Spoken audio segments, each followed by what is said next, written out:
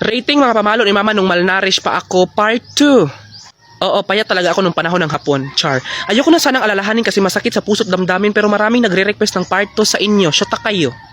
Una, PC, 1 million over 10 agad.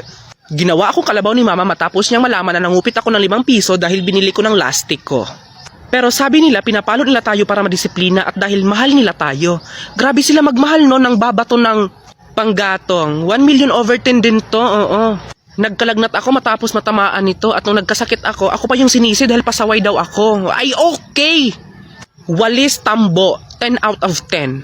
Malnourished ka na nga, nahampas ka pa ng walis tambo, mabuti na lang walang buto na nabali noon kundi lumpo ako ngayon. Akala ko ang walis tambo panghampas ng ipis, sa akin pala.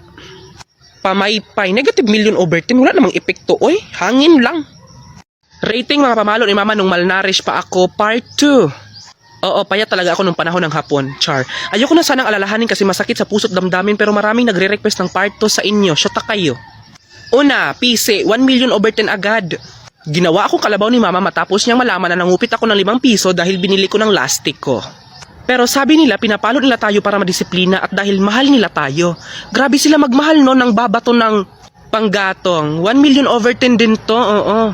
Nagkalagnat ako matapos matamaan nito at nung nagkasakit ako pa yung sinisi dahil pasaway daw ako. Ay okay! Walis tambo, 10 out of 10.